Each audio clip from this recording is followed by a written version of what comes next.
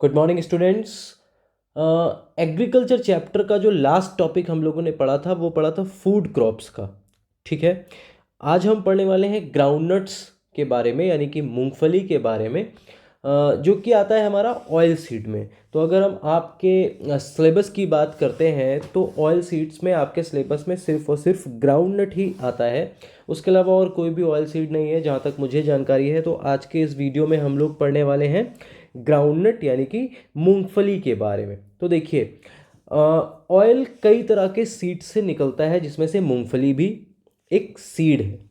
लेकिन अगर हम बात करें सरसों की, मस्टर्ड की बात करते हैं, या फिर हम सेसमी की बात करते हैं, तिल जिसे कहा जाता है हिंदी में, तो इनकी बीन्स जो हैं वो पौधे में इनकी बीन्स होती हैं। बीन्स के अंदर से बीज निकालते हैं, उसके बाद सुखा के ऑयल निकालते हैं। लेकिन मूंगफली की बात करें तो मूंगफली में भी आप देखेंगे तो नट्स होते हैं, ठीक है, या बीन्स आप कह लीजिए। लेकिन जो यहाँ पर डिफरेंस है वो ये कि मस्टर्ड एंड सेसमी जो है वो रूट्स में नहीं होते हैं, ठीक है, वो ऊपर लगते हैं, पत्तियों के साथ लगते हैं। लेकिन जो ग्राउंडनट है ये रूट्स में होती है। क्लियर, रूट्स यानी कि जड़ में होती है। तो अगर हम इस तरह के नट्स की बात करें जो कि रूट्स में होते हैं और उनसे ऑयल निकलता है, तो इस कैटेगरी में 42% ऑयल सिर्फ और सिर्फ कहाँ से निकलता है? ग्राउंडनट से निकलता है। बाकी सारे और जो नट्स या सीड्स हैं वो बाकी का जो हमारा बचा हुआ 58% है उसमें कंट्रीब्यूट करते हैं। क्लियर? तो कितना निकलता है ग्राउंडनट से? Total 42%। It is mainly use for the manufacturing of hydrogenated oil. Hydrogenated oil बनाने के लिए इसका यूज़ किया जाता है। और इसका यूज़ किया जाता है किसमें? मार्गरीन, या फिर मेडिकल इमल्सन, या फिर सोप्स बनाने में। ठीक है, वैसे तो हम मूंगफली का तेल यानी कि जो ग्राउंडनट का ऑयल है उसको खाते भी हैं, यानी कि कुकिंग में भी उसका यूज़ किया जाता है। इसका जो ऑयल केक है, यानी कि जो हम कहते हैं रेसिड्यू, गांव देहात में उसको खली भी बोल सकते हैं, ठीक है, तो जो रेसिड्यू है ऑयल निकालने के बाद उसको कहा जाता है ऑयल केक। और उसका यूज़ करते हैं हम लोग किस लिए?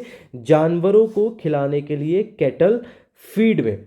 अब मूंगफलियों का और क्या यूज़ है? जो इनके नट्स होते हैं ना, उनको हम ऐसे ही कच्चा भी खा सकते हैं, उनको रोस्ट करके भी खा सकते हैं, सॉल्टेड एंड स्वीटेंड दोनों में से किसी भी तरह से खा सकते हैं। आप देखते हैं बहुत सारी दाल मोट नमकीन भी बनती है। ठीक है, तो इतना आपको समझ में आ गया। अभी हम आगे बढ़ेंगे और देखेंगे क्लाइमेटिक कंडीशंस कौन कौन सी हैं जिनकी रिक्वायरमेंट होती है ग्राउंडनट को। ठीक है, पहला point, groundnut grows well in tropical region, tropical and सब ट्रॉपिकल रीजन। ठीक है, यानी कि गर्म जगहों पर जो ग्राउंडनट है वो अच्छे से ग्रो हो पाती है। ठीक है, तो सब ट्रॉपिकल एंड ट्रॉपिकल क्लाइमेट हो गया। लेकिन अगर हम देखें, अगर फ्रॉस्ट पड़ता है, बहुत ज़्यादा विंटर आ जाता है, तो जो ग्राउंडनट की क्रॉप है वो डैमेज हो सकती है। क्लियर? अगर हम बात करें कि राबी, खरीफ और जायद ग्राउंडनट जो है वो किस क्रॉप सीजन में आती है, तो यहाँ पर हम देखेंगे कि अगर हम उड़ीसा और सदर्न स्टेट की बात करते हैं तो ग्राउंडनट कौन सी क्रॉप है? राबी क्रॉप है। क्लियर? और अगर हम बात करते हैं बाकी इंडिया की, सदर्न स्टेट और उड़ीसा को छोड़ दें, तो ग्राउंडनट किस में आता है? खरीफ क्रॉप में आता है। तो ये आपको क्लियर हो गया। ट्रॉपिकल एंड सब ट्रॉपिकल क्लाइमेटिक कंडीशन होनी चाहिए, फ्रॉस्ट नहीं होना चाहिए। उड़ीसा में और साउथ स्टेट में ये राबी क्रॉप है, और उसके अलावा जो बाकी बचे हुए स्टेट हैं वहाँ पर ये as a kharif crop grow की जाती है। सेकेंड, हम देखते हैं कि टेम्परेचर कितना चाहिए।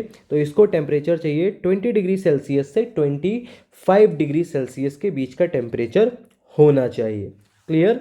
नेक्स्ट, अगर हम यहाँ पर क्रॉप को वाटर रिक्वायरमेंट की बात करते हैं तो यहाँ पर लो वाटर से लेकर मॉडरेट वाटर की क्वांटिटी अगर होती है तो भी काम चल जाता है। कितना? 50 to 100 सेंटीमीटर अगर इसके बीच में है तो काम चल जाता है। लेकिन जो रेनफॉल का या फिर जो वाटर का डिस्ट्रीब्यूशन होना चाहिए वो प्रॉपर इवनली होना चाहिए। ठीक है, it should be well distributed through out the year.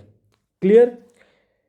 उसके अलावा अगर लगातार बारिश हो रही है तो प्रॉब्लम हो सकती है, खेतों में पानी भर गया है तो प्रॉब्लम हो सकती है, और ठंड पड़ रही है, फ्रॉस्ट पड़ रहा है तो भी ये क्रॉप को इफेक्ट करता है एडवर्सली, यानी कि क्रॉप को खराब कर सकता है। क्लियर? आगे हम देखेंगे सॉइल। कौन सी सॉइल चाहिए? सैंडी लोम्स या फिर वेल ड्रेन्ड एलुवियल सॉइल जिसे हम कह सकते हैं, वो बहुत ही ज़्यादा सूटेबल होती है ग्राउंडनट के कल्टीवेशन के लिए। अब हम देखेंगे कि मेथड कौन कौन से हैं। मेथड ज़्यादातर आपको पता है कि हम सोइंग करते हैं, उसके बाद ग्रो होती है, फिर हार्वेस्ट करते हैं, तो वैसे ही कुछ मिलता जुलता है कि सबसे पहले हम करते हैं सोइंग। आफ्टर प्लफिंग क्या करते हैं? सीड्स को हम सो करते हैं ब्रॉडकास्टिंग मेथड से या फिर ड्रिलिंग मेथड से। ठीक है, it is a flowering plant and the crop takes about 4 to 5 months। और जो क्रॉप है वो कितना समय ले लेती है? 4 से 5 महीने का समय ले लेती है हार्वेस्टिंग करने के लिए, यानी कि उसको पूरा 5 महीने के लगभग समय लग जाता है, उसके बाद हम उसे हार्वेस्ट कर सकते हैं। तो पहला प्रोसेस क्या हो गया? सोइंग। सोइंग के बाद 4-5 महीने का इंतज़ार, देन हार्वेस्ट। तो सेकंड पॉइंट है हार्वेस्टिंग। ड्यूरिंग हार्वेस्टिंग हम क्या करते हैं कि पूरा का पूरा प्लांट ही निकाल लेते हैं सॉइल के अंदर से। क्यों? क्योंकि ग्राउंडनट रूट्स में होती हैं, अब ऊपर तो पत्तियां पत्तियां हैं, तो उसका हम क्या करेंगे? तो हमको रूट्स के साथ ही उखाड़ लेना होता है। तो हम सॉइल से रिमूव कर लेते हैं entire plant with roots. Clear? उसके बाद ग्राउंडनट को उसमें से निकाल के साफ करके सैक्स यानी कि बोरों में पैक कर दिया जाता है सुखाने के बाद। ठीक है, और फिर मिल्स में भेज दिया जाता है उसका कमर्शियल इस्टेब्लिशमेंट, कि आपको उसके दाने ही रखने हैं, उनको रोस्ट करना है, उनकी नमकीन बनानी है, उनसे ऑयल निकालना है, whatever they want to do, उसका जैसे भी वो कमर्शियल यूज़ करना चाहते हैं दे विल डू। क्लियर? तो ये दो चीज़ें हम करते हैं, ये है मेथड ऑफ कल्टीवेशन। डिस्ट्रीब्यूशन की बात करें तो India is the second largest producer of groundnut. पूरी दुनिया में अगर हम देखें तो चाइना के बाद इंडिया का सेकेंड नंबर आता है प्रोडक्शन ऑफ ग्राउंडनट में।